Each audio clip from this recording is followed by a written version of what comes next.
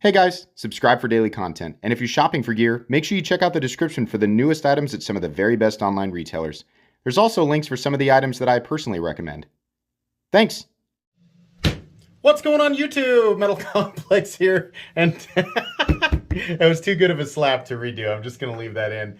Today I have another short little unboxing to share with you guys. We have another Maxace, and if you've been watching the channel for, I don't know, like I guess any period of time, you probably know that I usually get pretty excited about Maxace knives, and that's because they are bringing some of the very best production quality in the entirety of the knife world, at least, you know, as far as the knives that I have handled over my last 2,800 uploads or so. I know what this is.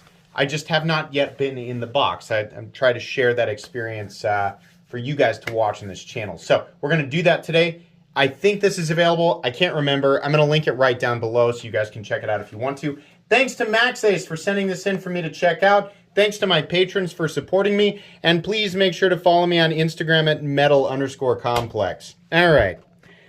It doesn't feel... I've just come to expect big, heavy knives from Maxace, but it doesn't feel that big or heavy. Let's just get into it. Okay. Is this gonna be one of their... This is titanium. Ooh, okay, all right. A little bit more reserved here. This is the Killer Whale. A little bit more reserved. A lot of Maxace stuff is really wild and over the top, and that's real fun, right? But they do make more practical, more reasonable EDC sized knives and with a more minimalist aesthetic. Yeah, absolutely. This is exactly that. So I like the blade shape. We have this little thumb notch here and then kind of a double, I don't know if we want to call this a clip point, right? And then we've got a fairly high flat grind right here, nice swedge. We have, what is ASP 60? Is that the steel? Does it come with a thing? Okay, well, it comes with a whole bunch of extra hardware. Maxace is one of the best companies when it comes to sending... Look at this. They're one of the best companies when it comes to sending extra hardware. And other companies are catching on to this, right? This is... if you want an example, if you're an OEM, for some reason, watching this video, yeah, people really like that when you send extra hardware. It's awesome. I'm not the biggest fan of this pivot design. It's fine. Just aesthetically, it's kind of... But the texturing on the titanium is beautiful. This is wonderful. We have a nice 3D milled pocket clip, which is something that Maxace, to my knowledge, never skips out on. What the heck is this? Okay. On screen right now, I'm going to put the information for the actual steel of this knife, if it is that or if that... Sometimes that's a model number. Sometimes it's like a number associated with a knife, and sometimes it's actually the steel. If it is a steel, I've never heard of it. Whatever the steel is, I will put it up on screen, right? Along with the necessary information there. But yeah, let's talk about disengagement of the lock. Very easy, no problem there. That's pretty much par for the course. You can expect that from Maxace. Nice, nearly fall shut action. Very good leverage off of the flipper tab. Not a reinvention of the wheel by any stretch of the imagination. We have many knives in the knife world right now that are essentially this. The nice thing about Maxace is that you are usually, I don't know what the price of this is, in my experience, usually Maxace will over-deliver and not go nuts with the price tag. They are extremely competitive, and I'm going to guess they're pricing, the reason they're pricing it the way that they are currently is to grab the attention of the knife community and obviously people like me, because they're sending me stuff, right?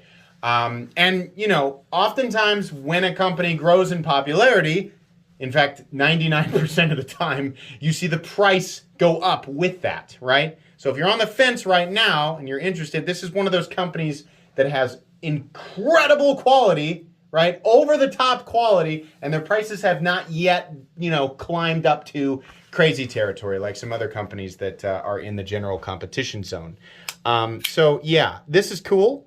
Nothing, you know, it's not like, whoops, just about cut myself. It's not like the Hephaestus or the sandstorm, or we're looking at something that's insano over the top, but it is a nice ergonomic profile, a nice, reasonable width, reasonable thickness, right? Let's go ahead and weigh. This is not the review, not a review at all, just an unboxing and first impressions.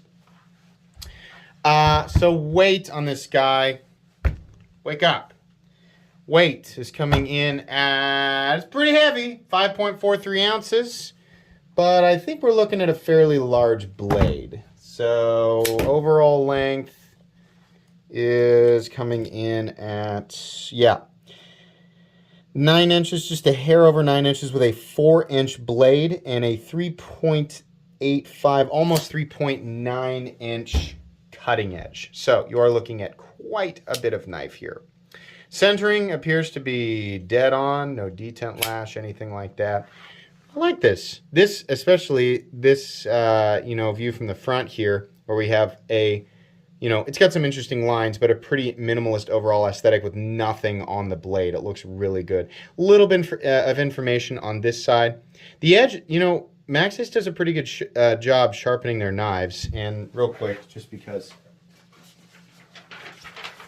I'm curious. Let's just test the factory edge on paper. Yeah, it's pretty good.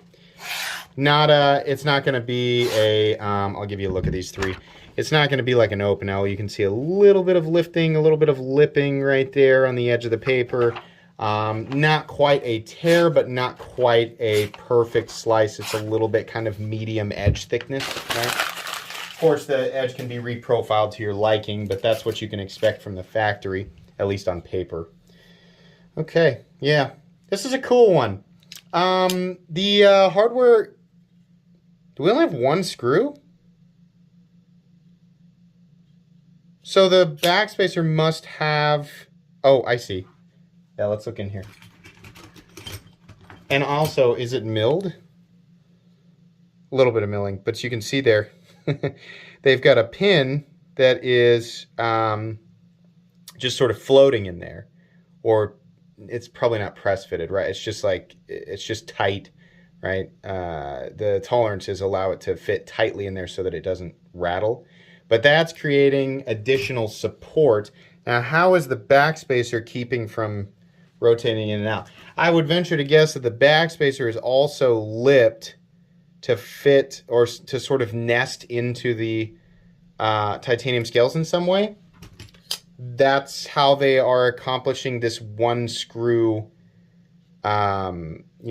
construction, which is cool. Look at this. They put the screw for the lock bar insert on the inside, so you just see that. That's okay, right?